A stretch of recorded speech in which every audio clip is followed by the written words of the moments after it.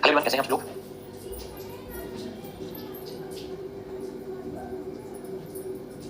कैसे हैं आप लोग? आ जाओ सारे। आ जाओ सभी के सभी आ जाओ। कैसे हो आप सभी लोग?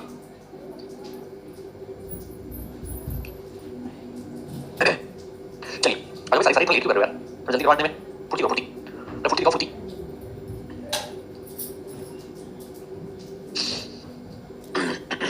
बिल्कुल मैं बढ़िया हूँ। आप लोग कैसे हैं? आज संख्या इतनी कम कैसे लगी मेरे क्लास में? आज क्या हो गया सब? हुआ क्या कुछ स्पेशल? संख्या इतनी कम कैसे लगी मेरे को आज? आज बच्चे कहाँ चले गए सारे? तो बालक तुम्हारी सारी कहाँ गई?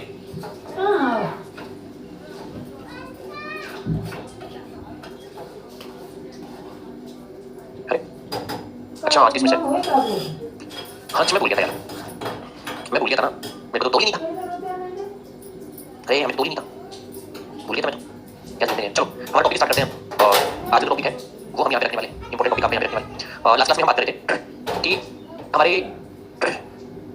देखो यहाँ पे हम बात करने वाले हैं परमानेंट कॉन्ट्रासेप्शन की हम बात करने वाले हैं। कॉन्ट्रासेप्टिव मेथड्स में परमानेंट मेथड की हम बात करने वाले हैं। परमानेंट कॉन्ट्रासेप्शन, ठीक है। परमानेंट कॉन्ट्रासेप्शन की यहाँ पे हम बात करेंगे आज, ठीक है।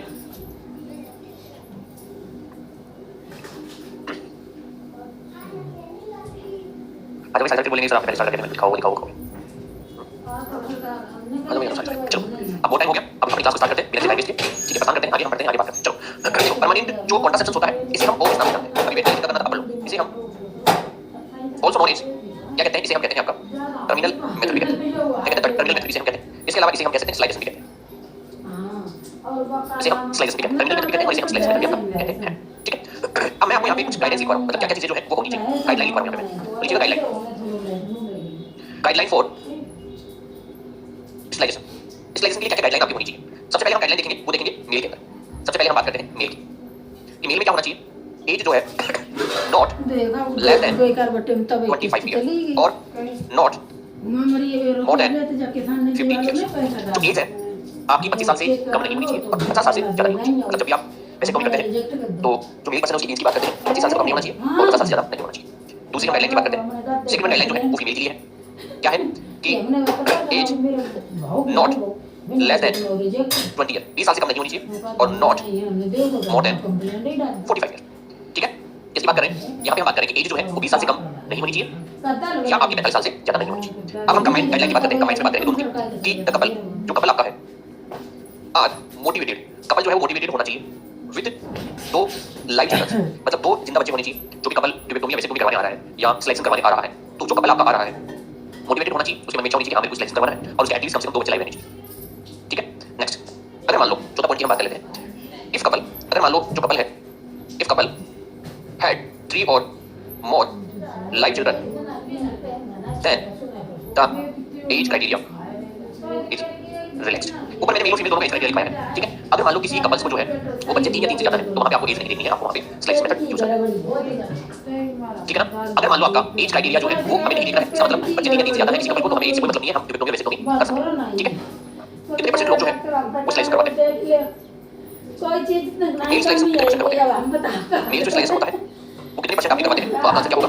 10 से 15%, ठीक है। हाँ 10% जो लोग हैं वो क्या करते हैं आपके मेल सिलेक्शन करते हैं। अगर आपसे पूछे फीमेल सिलेक्शन के बारे में कि कितने परसेंट जो लोग हैं वो फीमेल सिलेक्शन करवाते हैं, तो हमारा आंसर क्या होगा? 80 से 85%, 80 से 85% लोग हैं वो आपको सिलेक्शन करवाते हैं, ठीक है।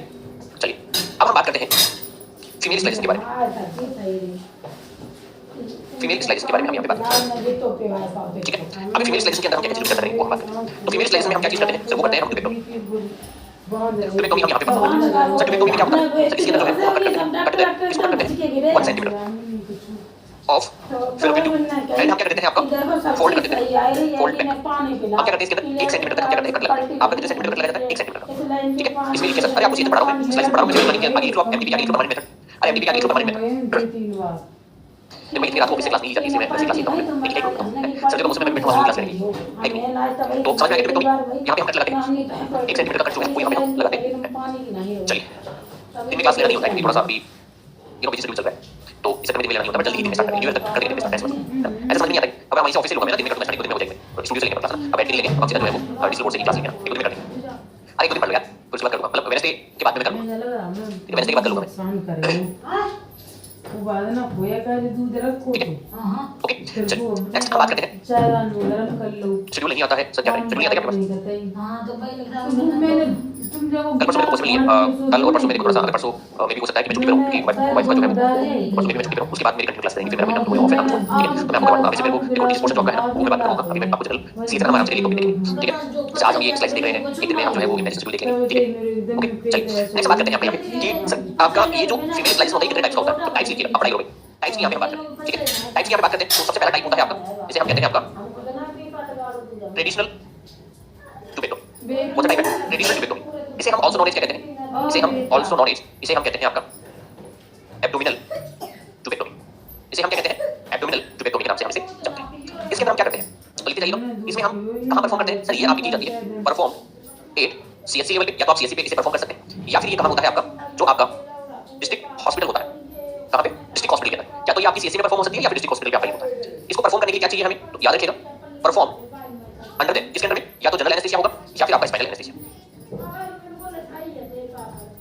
या तो आपका जनरल एनेस्थीसिया होगा या स्पाइनल एनेस्थीसिया में हम इसे परफॉर्म करते हैं ठीक है चलिए नेक्स्ट हम बात करते हैं कि इसमें लार्ज क्या लगाया जाता है इंसिजन लगाया जाता है इसके अंदर जो इंसिजन है वो बड़ा कट लगाया जाता है कट कितना बड़ा होता है तो याद रखिएगा 10 से 12 सेंटीमीटर लंबा कट होता है जो हम कहां लगाते हैं एट द लोअर एब्डोमेन देखो इसमें हम क्या करते हैं कि जहां पे हम अरे लोअर एब्डोमेन मतलब समझिए जहां पे हम एलएससी कट लगाते हैं ना वहां से तो ऐसा ही कट यहां पे लगाया जाता है लार्ज इंसिजन होता है बड़ा कट होता है 10 से 12 सेंटीमीटर का ये कट आपको देखने को मिलता है लो एब्डोमेन मतलब आप ये मान लो कि जहां पे आपका अप्लाई करते हैं उससे नीचे ठीक है लो एब्डोमेन चलिए इसमें हॉस्पिटल कितने तक स्टे करना पड़ता है तो लिखिएगा हमें हॉस्पिटल में जो है वो स्टे करना पड़ता है 48 आवर्स के लिए जो एब्डोमिनल ट्यूबेक्टोमी होती है उसमें 48 घंटे हम क्या करते हैं हॉस्पिटल के अंदर आपका क्या करते हैं हम होल्ड करते हैं हॉस्पिटल में हम रुकते हैं स्टे करते हैं 48 घंटे ठीक है नेक्स्ट लिखिएगा कि हमें बेड रेस्ट कितना चाहिए तो हम क्या बोलेंगे सर यहाँ पे जो है वो हमें एक मिनट कहां से आ रही इसमें हमें जो है वो लॉन्ग बेड रेस्ट चाहिए कितने समय का कम से कम अप टू 1 मंथ का 1 महीने तक का हमें यहाँ पे बेड रेस्ट चाहिए जो इस ऑपरेशन होना है उसको कितना बेड रेस्ट चाहिए वो चाहिए आपका 1 महीने का ठीक है अब देखिए इसका डायग्राम बना देता हूं मैं ताकि आपको समझ में आ जाएगा कि हम ये कट कहां से लगाते हैं ठीक है एक तरफ डायग्राम बना रहा हूं मैं आपको ये आपका लाइक ऐसे ठीक है और यहाँ पे आपका यूट्रस है वो ऐसे है और फेलोपियन ट्यूब आपकी ऐसे है इस साइड आपकी फेलोपियन ट्यूब ऐसी है और ये आपका मान लो फॉर एग्जांपल के लिए या फिर अब मान लो आपका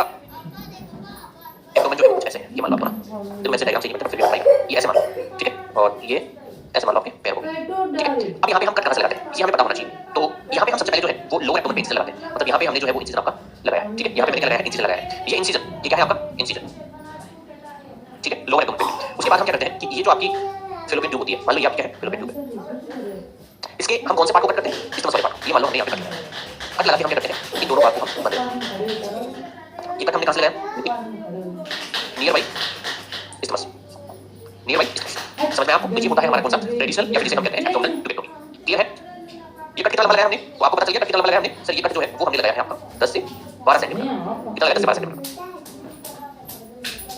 क्लियर है पहला टाइप क्लियर है अब हम इसके अंदर दूसरा टाइप की बात करते हैं ये हमारा पहला ट्रेडिशनल जिसे एब्डोमिनल ट्यूबेक्टोमी कहते हैं वो कंप्लीट है नेक्स्ट बात करते हैं सेकंड वन हम यहाँ पे बात करते हैं वो करते हैं आपका ट्यूबेक्टोमी की जाती है mini lab tubectomy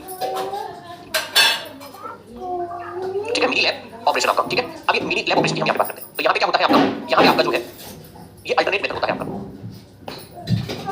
alternate method आपका ये होता है किसका ऑफ जो ट्रेडिशनल आपका मेथड होता है उसका अल्टरनेटिव होता है मतलब मान लो आपने ट्रेडिशनल किया है तो उस बेसिस पे आप ये कर सकते हैं क्या मिनी लैब ऑपरेशन ठीक है ये किस में परफॉर्म करवाया जाता है तो लिखिएगा परफॉर्म इसे हम परफॉर्म करते हैं अंडर द किसके अंडर में परफॉर्म करते हैं या तो आप जो है वो लोकल एनेस्थीसिया यूज कर सकते हैं इसके लोकल एनेस्थीसिया आप यूज कर सकते हैं या फिर आप यहाँ पे स्पाइनल एनेस्थीसिया यूज कर सकते हैं लोकल या स्पाइनल एनेस्थीसिया आप यहाँ पे यूज कर सकते हैं ठीक है चलिए इसमें हम कितना लगाते हैं तो सर यहाँ पे हम स्मॉल इंसिजन लगाते हैं इतना छोटा सा कट यहाँ पे लगाते हैं कितना छोटा लगाते हैं सर आप यहाँ पे 2.5 से लेकर 3 सेंटीमीटर लंबा कट यहाँ पे लगाते हैं मतलब इतना सा छोटा सा कट आप यहाँ पे देखने को मिलेगा ठीक है याद रखिएगा यहाँ पे नोट करके चीज लिख लीजिएगा इसी मेथड में नोट करके चीज लिखिएगा कि it is very useful just after delivery delivery के बाद में वेरी यूजफुल है ठीक है ये मेथड जो है वो डिलीवरी के बाद में वेरी यूजफुल ठीक है वही सेम आपका डायग्राम रहेगा डायग्राम के अंदर चेंज इतना सा होगा उसमें आपका कट लंबा लगा था यहाँ पे कट आपका क्या हो जाएगा छोटा हो जाएगा ये लो इतना कितना कट लगेगा आपका वो लगेगा आपका यहाँ पे ऐसे 3 सेंटीमीटर डायग्राम बनाने की जरूरत नहीं है ना क्लियर है आपका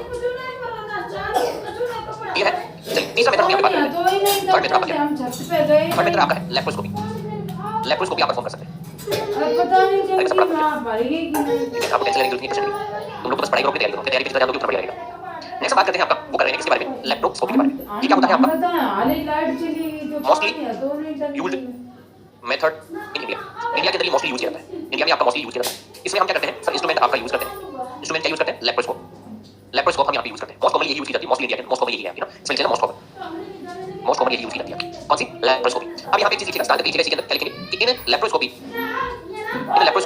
एब्डोमेन को हम क्या करते हैं आपका इज इंफ्लेटेड मतलब आप हम जो एब्डोमेन उसको फुला देते हैं इसके द्वारा बाइदर या तो कार्बन डाइऑक्साइड हम यूज कर सकते हैं या फिर हम नाइट्रस ऑक्साइड हम यहाँ पे यूज कर सकते हैं या फिर हम एयर यहाँ पे यूज कर सकते हैं हमें सबसे पहले एब्डोमेन को फुलाना पड़ता है, ठीक है।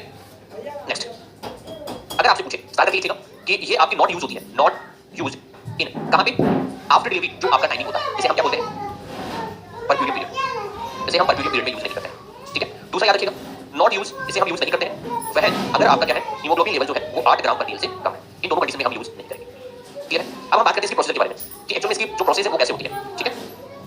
प्रोसेस इंपॉर्टेंट है, इसकी प्रोसेस हम देख रहे हैं, देखिएगा यहां पे बेसिकली आपका क्या यूज किया जाता है, आपका फेलोपी रिंग, फेलोपी रिंग जो है वो आपकी यहां पे यूज की जाती है, ठीक है। फेलोपी ट्यूब, जो फेलोपी ट्यूब है उसमें हम यहां पे फेलोपी रिंग जो है वो हम इंसर्ट करते हैं, ठीक।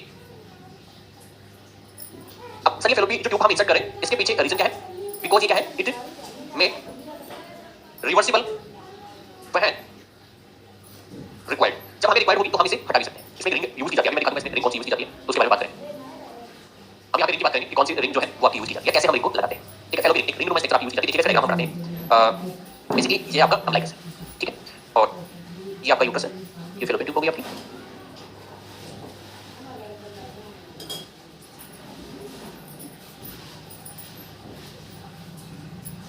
कुछ ऐसा सा डायग्राम होता है, मान लो, ठीक है।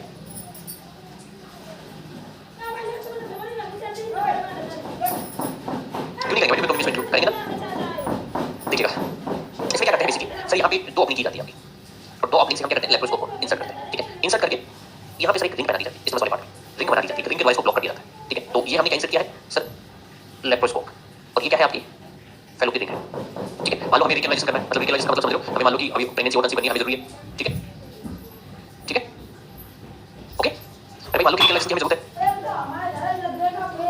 ठीक है, तो समझ में आ गया आपको यहाँ पे, चलिए नेक्स्ट बात करते हैं, आपका नेक्स्ट मेथड है 5वें नंबर का, हम बात करते हैं 5th नंबर की हम बात करते हैं। तो 5वें नंबर का परफॉर्म किया जाता है, वो क्या जाता है, फिम्ब्रियोटेक्टोमी। इसमें हम क्या करते हैं सर, इसमें हम रिमूव कर देते हैं, इसको remove the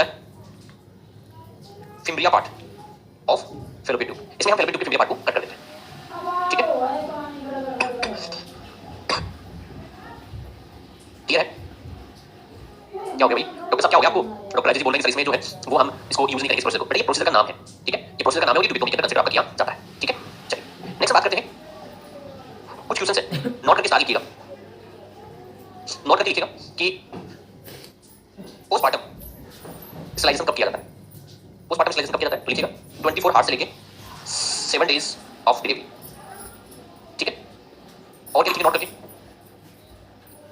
advise then female to avoid sex, female को भी सेक्स को अवॉइड करना कितने समय तक, 4 वीक आफ्टर ट्यूबेक्टोमी, ट्यूबेक्टोमी के 4 वीक तक जो है फीमेल को सेक्स को अवॉइड करना होता है, ठीक है। हम आज तक हम जो है वो मेल के बारे में पढ़ते हैं, लेकिन फीमेल के आपको सेक्स को अवॉइड करना होता है। तो ये फीमेल स्लाइडेशन समझ में आया या नहीं आया बताओ, अगर फीमेल स्लाइडेशन समझ में आ गया तो मेल की चर्चा कर ले थोड़ी सी, मेल के बारे में पढ़ ले,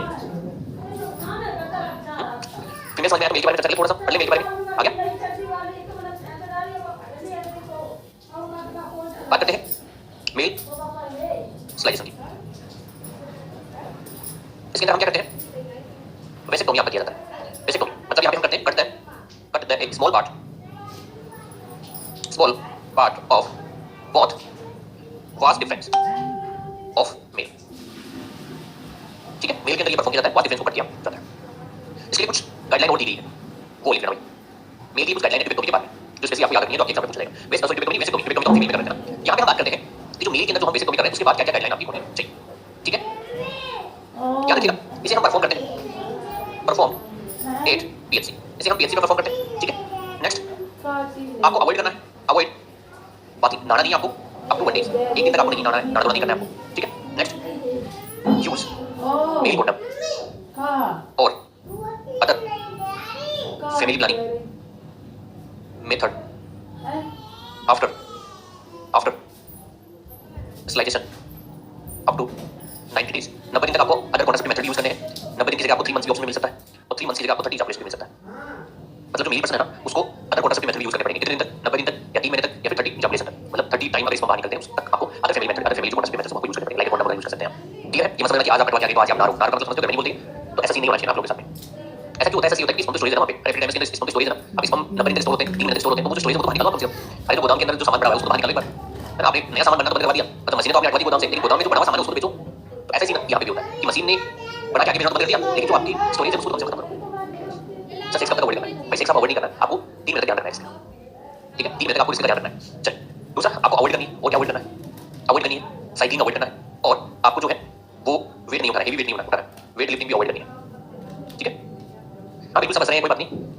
अरे घर वालों को मसला है क्लास में, लिफ्टिंग अप टू 15 डेज, 15 दिन तक जो है वो हमें क्या करना होता है, वेट लिफ्टिंग नहीं उठानी। मतलब ऐसे नहीं कि आज ऑपरेशन करवा के आए हैं और कल से चौकी पे निकल गए, ठीक है, ऐसा नहीं करना है आपको, कहीं बर्तन वर्तन धोने लग जाओ, बर्तन धोने तो वैसे तो नहीं होता है, बट अगर अपनी वाइफ सेवा करना है तो वो क्या कर सकते हो, सेवा करवा सकते हो, वरना ऐसा नहीं कि वाइफ की जगह आपको उठा रहे हो, गाय भैंस को गोबर उठा के रख रहे हो, चाय की पोट लेके आ रहे हो, ऐसे काम नहीं करना है आपको, वेट वजन नहीं उठाना है ना, साइकिल तो नहीं चलानी आप, ठीक है, ओके, ठीक है।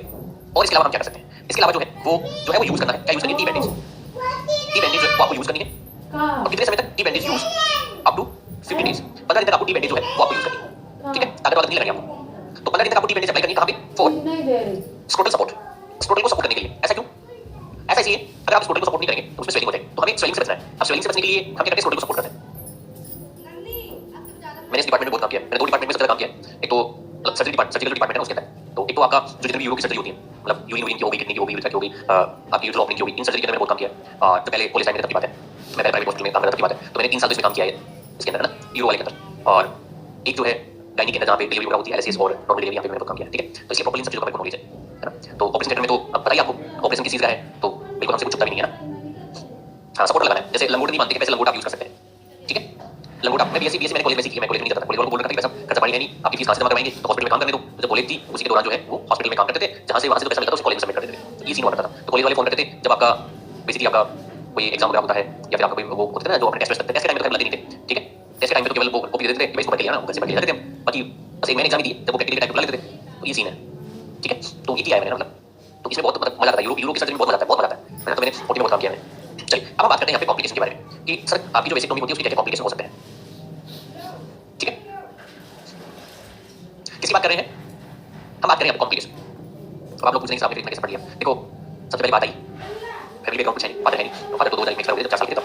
उसके बाद में फादर की जो पैसे मिले थे उससे 12 तक की स्टडी की, गांव में स्टडी की 12 तक, फिर आगे शहर जयपुर के अंदर एंट्रेंस एंट्रेंस की कोई तैयारी नहीं की, डायरेक्ट उसमें एडमिशन होते थे, डायरेक्ट एडमिशन लिया, एडमिशन लेते ही डिसाइड कर लिया था कि खुद का खर्चा खुद उठाएंगे, क्योंकि घर वालों से किसी मांगे, मम्मी थी, मम्मी से मांगे, बेटा भाई था नहीं, तो जो वहां से मिलता था उसे कॉलेज में जमा करवाया, ठीक है। स्कॉलरशिप के फॉर्म सबमिट किए, तो जो मिलता था उसको ले लेते थे, फिर अगले साल वापस जमा कर देते थे, फिर स्कॉलरशिप मिलती थी, वापस उसके साथ जमा कर देते थे, तो ऐसे जो है वो फीस सबमिट होता था, ठीक है। जैसे कंप्लीट हुआ उसके बाद में हॉस्पिटल जाना और कोचिंग ज्वाइन करने के साथ में जो है वो 3-4 महीने प्रॉपर स्टडी की, टीचिंग में स्टार्ट कर दिया था मैंने, ठीक है। चलिए हम बात करते हैं कॉम्प्लिकेशन क्या आपको देखने को मिल सकते हैं। देखो कॉम्प्लिकेशन की बात करते हैं तो यहाँ पे जो है वो अर्ली कॉम्प्लिकेशन आपको क्या देखने को मिलता है, मतलब जल्दी से कॉम्प्लिकेशन आपको क्या देखने को मिल सकते हैं, ठीक है। अब जल्दी कॉम्प्लिकेशन आपके होते हैं, एक तो पेन होता है, दूसरा आपको स्क्रोटल जो है वो आपको हेमेटोमा देखने को मिल सकता है, ठीक है। क्या देखने मिलता है, स्क्रोटल हेमेटोमा देखने को मिल सकता है। इसके अलावा लोकल इन्फेक्शन भी हो सकता है, लोकल इन्फेक्शन भी आपका हो सकता है, तो ये तो आपको देखने मिलता है, ठीक है। ये तो कहाँ देखने मिलता है आपको, अर्ली के अंदर आपको देखने मिलता है, मतलब जल्दी कंडीशन में, ठीक है। दूसरा हम बात करते हैं कि सर लेट कॉम्प्लिकेशन आपके क्या होते हैं। लेट कॉम्प्लिकेशन के बारे में क्या कॉम्प्लिकेशन जो है वो आ सकते हैं। मैं पास आउट हूँ 2019 का, ठीक है। लेट कॉम्प्लिकेशन की हम यहाँ पे बात करते हैं, तो लेट कॉम्प्लिकेशन में बेसिकली क्या देखने को मिलता है,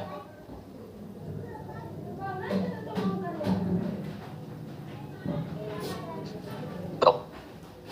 मेरी एज प्रेजेंट टाइम में जो है 7 अप्रैल 2023 आई थी ना, उसमें पूरा 25 साल हो गए पूरे, ठीक है। 7 अप्रैल 2023 में पूरे 25 साल हो गए। अभी जो नेक्स्ट 7 अप्रैल 2024 जो आएगा उसके अंदर मैं 26 साल का हो जाऊंगा, बिल्कुल राज।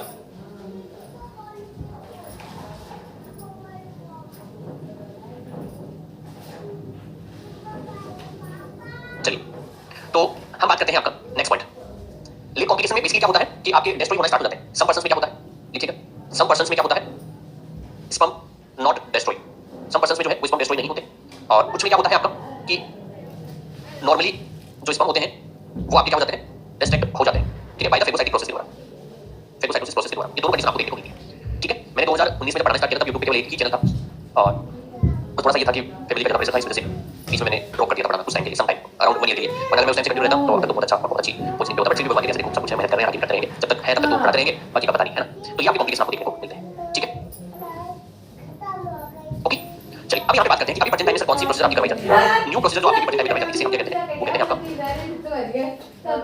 नॉन स्काल्पल वेसिक्टोमी, नॉन स्काल्पल वेसिक्टोमी जिसे हम एनएसवी कहते हैं, ठीक है। किसकी बात करते हैं, नॉन स्काल्पल वेसिक्टोमी, मतलब इसके अंदर हम क्या करते हैं, न्यू टेक्निक है, बिल्कुल नई टेक्निक है।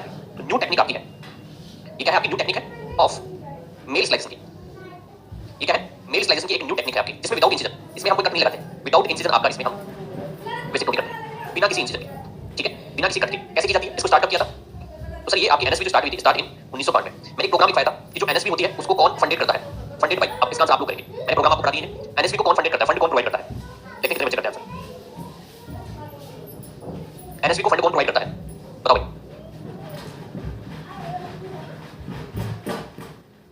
बताओ।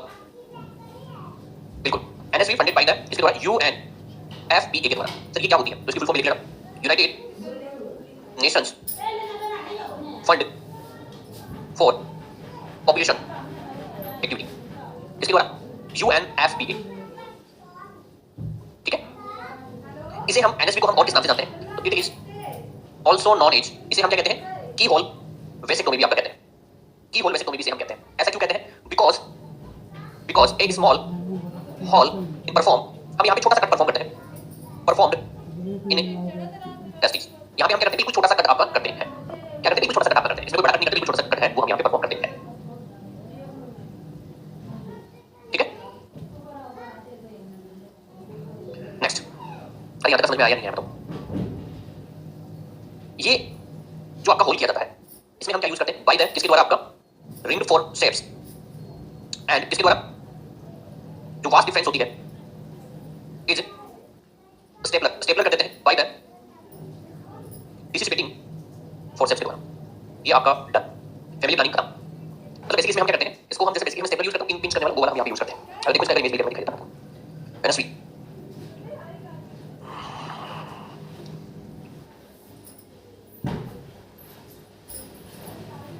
ये देखो सर, ये सही है,